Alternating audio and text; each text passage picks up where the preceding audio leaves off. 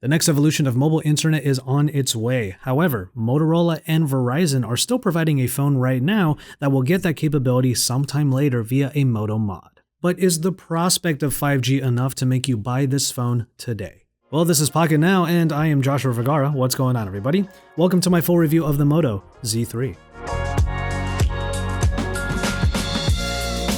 Alright, full disclosure, I have used the Moto Z3 for a little while now, but I haven't used a Moto Z phone in a little while, so there are a few things that have changed here that might be familiar to you, but are brand new to me. And on top of that, I actually didn't have any of the Moto mods for my review of this, which I kind of preferred actually, because I have used plenty of the mods in the past, and they haven't exactly changed in terms of their architecture.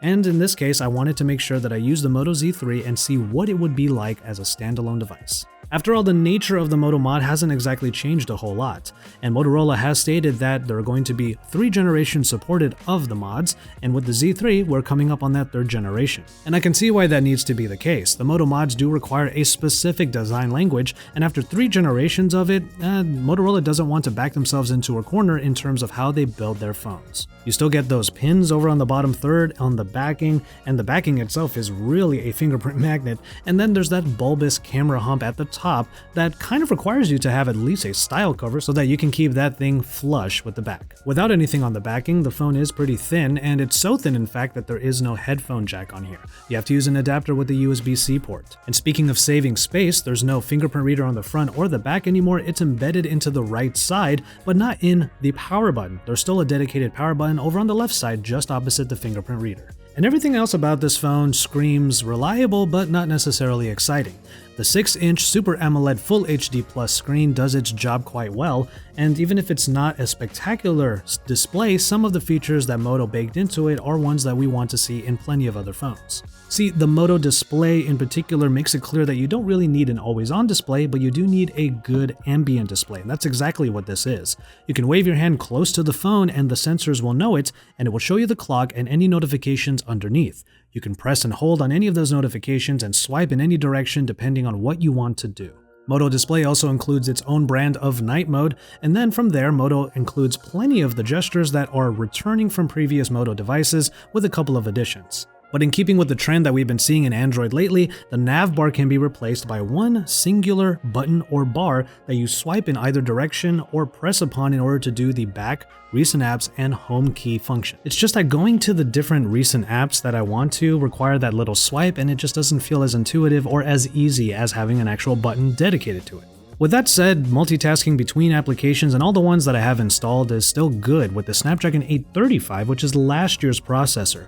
Now, that's not a dig at the 835, it's more just a way of saying that this phone doesn't necessarily have the best specifications to go up against the high-end flagships. The 835 is still going to be compatible with the modem that is inside the 5G mod, so you're still going to get that evolution, and otherwise you get 4 or 6 gigabytes of RAM with 64 or 128 gigabytes of storage with microSD card expansion. And finally, to round out the specifications, there is a 3000 mAh battery unit in here that is not exceptional, it's definitely not spectacular, but the Moto Z3 still manages to get through a full day of work and play with, in my case, 4.5 hours of screen on time.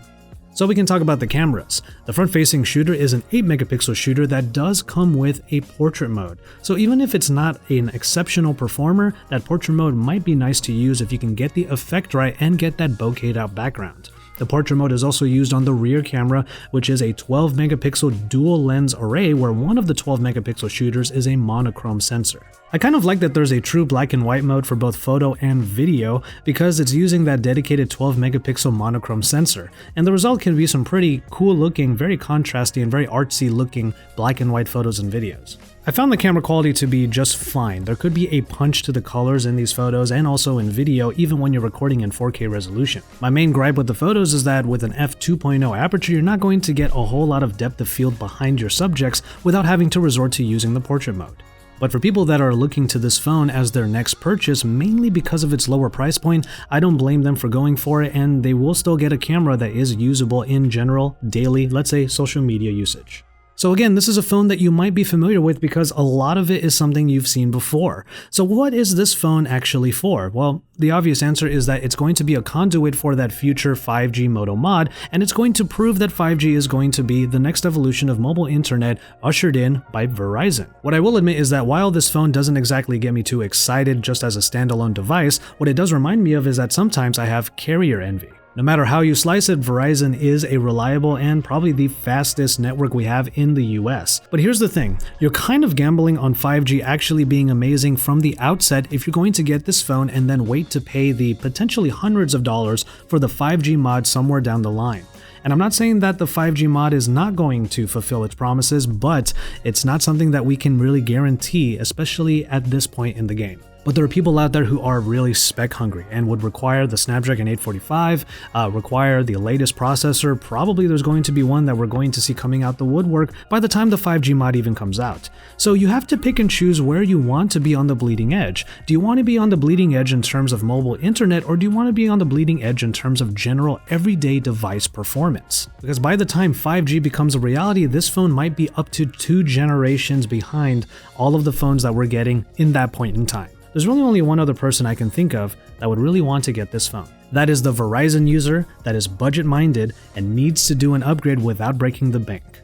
You can get a really good specification combination in the Moto Z3 even if it's not the absolute best one. And if you are not hankering for the latest and greatest, then the Moto Z3 is kind of a bargain. And finally, if you happen to be an avid user of the Moto Mods, then this is going to be the last time that you can use what actually has been one of the better innovations in our recent smartphone history. And by the time the Moto Z4 comes out, things will be radically different.